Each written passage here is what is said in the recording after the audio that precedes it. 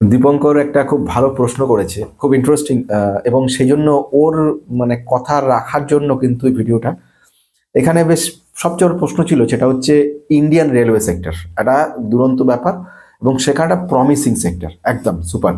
কিন্তু প্রমিসিং সেক্টরের মধ্যে এমন একটা জায়গাকে যদি ধরা যায় যেটা সুপার করবে, করতে বাধ্য হবে, তাহলে কোনটা সেটা?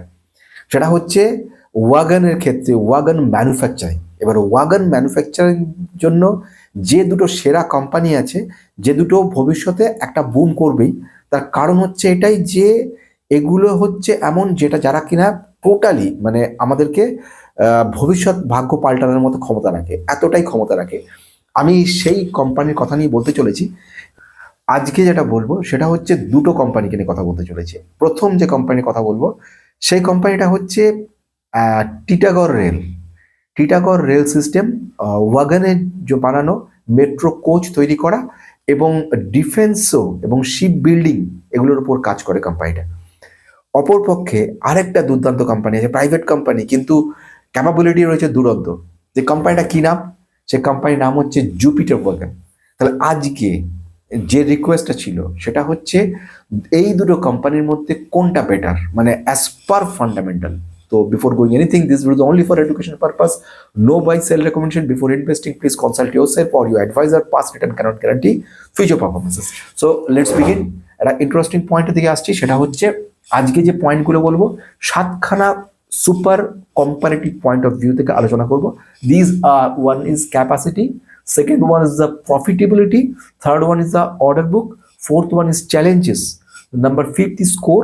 ইফ ইউ যদি তুমি দিতে যাও কোনো পয়েন্ট, তো এখানে স্কোর দিতে পারো। সেখানে প্রোমোটার হোল্ডিং কি চিন্তা করছে, এফআইআই কি, ডিআইআই কি, এবং সব থেকে বড় ব্রোকাররা কি মনে করছে, কোনটার আপসাইড পোটেনশিয়ালিটি কত রয়েছে, সেটাও কিন্তু গুরুত্বপূর্ণ। প্রথম বলছি যেটা, সেটা হচ্ছে ক্যাপাসিটির মধ্যে সব থেকে বড় ব্যাপার হচ্ছে JWL বা জুপিটার ওয়াগনের, সেখানে হচ্ছে হাই মার্জিন প্রফিটেবিলিটি রয়েছে এর মধ্যে। এবং আরেকটা খুব বড় ব্যাপার, সেটা হচ্ছে ওয়াগন ম্যানুফ্যাকচারিং কাজকর্ম করছে, ক্যাপাসিটি এক্সপ্যানশনে কাজ করছে। চলে আসা যাক টিটাগড়ের ক্ষেত্রে। টিটাগড়ের পজিটিভ ব্যাপার কি, এরা কনসেন্ট্রেট করে আছে শর্টে যদি বলি মেট্রো কোচের ওপরে, মেট্রো যে কোচগুলো তার উপরে। এছাড়া কি করছে, শিপ বিল্ডিং অথবা তার সঙ্গে ডিফেন্সের কাজকর্ম টিটাগড় কাজ করছে। বেশ, তাহলে ক্যাপাসিটি বোঝা গেল, দুটোর ক্ষেত্রে ক্যাপাসিটি কিন্তু খুব ভালো রয়েছে। এর হচ্ছে হাই মার্জিন বলা যেতে পারে, এরা হাই মার্জিনের উপর কাজ করছে। আর এর ক্ষেত্রে মেট্রো কোচের ওপরে কাজ করছে, হাই মার্জিন ওয়াগন তৈরি করছে এরা। বেশ, প্রফিটেবিলিটি চলে আসছে, দুটোর প্রফিটেবিলিটি। প্রথম যদি বলি আমাদের জুপিটার ওয়াগন লিমিটেড, সেখানে আমরা দেখব হাই প্রফিটেবিলিটি রয়েছে। হাই প্রফিটেবিলিটি বলতে এর এবিটা ডিএ আছে 14.6%। এবিটা ডি, এবিটা ডিটা কিন্তু বেটার দ্যান দিস ওয়ান। ঠিক আছে, দ্যাট মিনস আমি যদি বলি প্রফিটেবিলিটি দেখতে কিন্তু JWL বেটার জায়গায় যাচ্ছে। রেভিনিউ যে গ্রোথ রয়েছে, রেভিনিউ গ্রোথ কিন্তু ফাস্টার, রেভিনিউ গ্রোথ ফাস্টার দ্যান টিটাগড়। বোঝা গেছে। থার্ড ওয়ান যদি বলি, যেটা হচ্ছে অর্ডার বুক।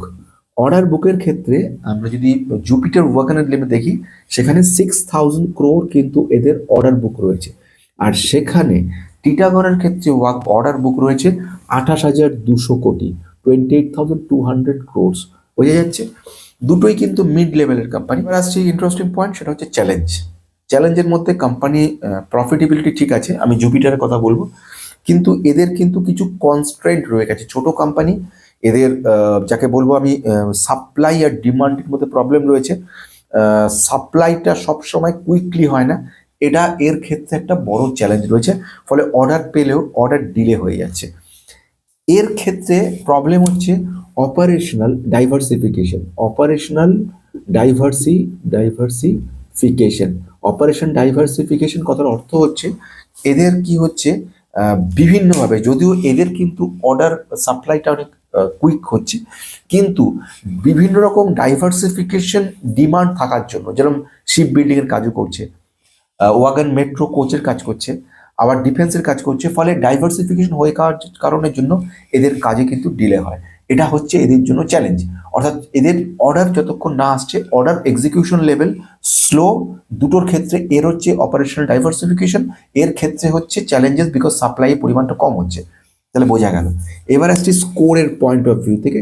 স্কোরের যদি পয়েন্ট অফ ভিউ থেকে দেখি তাহলে দেখবো জুপিটারের হচ্ছে 23 স্কোর দেওয়া হয়েছে। এবারে এটাকে কি করে বলবে, এটা স্কোরের ক্ষেত্রে স্কোরটাকে আমি ধরছি যে এদের প্রবাবিলিটি দেখি, অর্থাৎ প্রফিটেবিলিটি ক্যাপাবিলিটি বেটার রয়েছে জেডাব্লিউ এর, ক্যাপাসিটি এক্সপ্যানশন ক্যাপাবিলিটি দুটোর ক্ষেত্রে ভালো রয়েছে, কিন্তু ওয়াগন কনসেন্ট্রেশন যদি করি তাহলে জুপিটারকে প্রেফার করব, মেট্রো হলে টিটাগড়কে করব। মেট্রোর এক্সপেনশন খুব হয়, কিন্তু ওয়াগন তৈরিটা আরও বেটারভাবে হয়, সে কারণের জন্য জেডাব্লিউএলকে আমার মতে বেটার বলে মনে হচ্ছে। চ্যালেঞ্জেসের ক্ষেত্রে এর ক্ষেত্রে একটা প্রবলেম রয়েছে, এর ক্ষেত্রেও একটা প্রবলেম রয়েছে, এই দুটোই কিন্তু প্রবলেম রয়েছে। প্রোমোটার হোল্ডিং কিন্তু জুপিটার ওয়াগনে বেটার রয়েছে, অর্থাৎ প্রোমোটার হোল্ডিং অ্যাপ্রক্সিমেট 68.3% রয়েছে এর ক্ষেত্রে, জুপিটার ক্ষেত্রে। আর এর ক্ষেত্রে দেখবো আমরা 40.5% রয়েছে এদের ক্ষেত্রে। এটা হচ্ছে আমাদের টিটাগড়ের ক্ষেত্রে রয়েছে, বোঝা গেছে। ফরেন ইনস্টিটিউশনাল ইনভেস্টার এফআইআই রেখে দিয়েছে এর কাছে 4.5%, আর এর ক্ষেত্রে রয়ে গেছে 10.7%। এটা হচ্ছে ব্যাপার।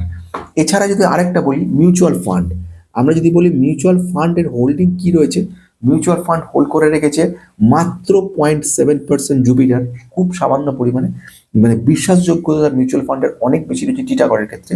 টিটাগড়ের জন্য 9.7% মিউচুয়াল ফান্ড হোল্ড করছে এটাকে, বোঝা গেল।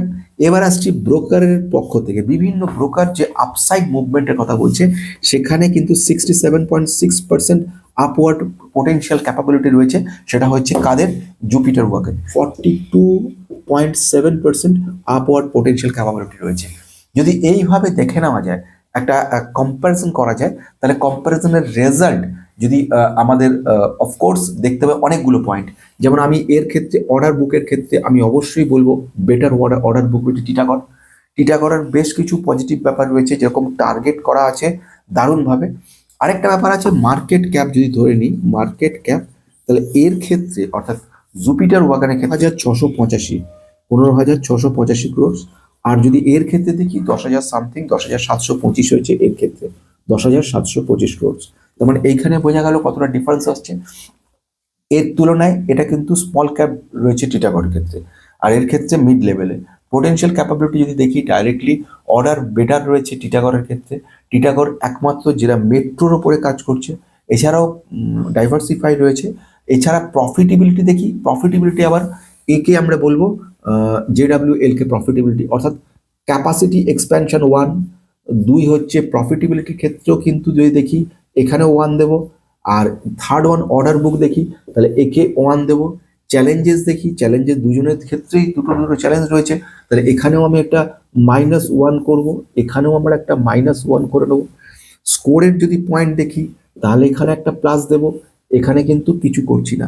প্রোমোটার হোল্ডিং যদি দেখি এখানে একটা +1 দিচ্ছি, ব্রোকারের পয়েন্ট অফ ভিউ দেখি +1 দিচ্ছি। অথচ এখানে যে নেগেটিভ পয়েন্টগুলো আছে সেটাকে কিন্তু ভুললে চলবে না। নেগেটিভ পয়েন্টের মধ্যে কি কি রয়েছে, নেগেটিভ পয়েন্টের মধ্যে যেরকম রয়েছে কোম্পানি এক্সিকিউশন কিন্তু খুব স্লোলি হয়, সাপ্লাই প্রবলেম হয়ে গেলে কিন্তু আটকে যাবে কাজ, এবং একটা লং টার্ম ধরে প্রফিটেবিলিটি নাও দেখাতে পারে। তাহলে দীপঙ্কর, এটা তোমার কাছে ক্লিয়ার হয়ে গেল যে আমি খুব ইন্টারেস্টিং জায়গাতে বললাম যে দুটোর মধ্যে যদি কেউ নিতে চাও তাহলে কোনো নো বাই সেল রেকমেন্ডেশন, কিন্তু আমি মনে করছি বেটার জায়গা দিতে পারে আজকের মতো।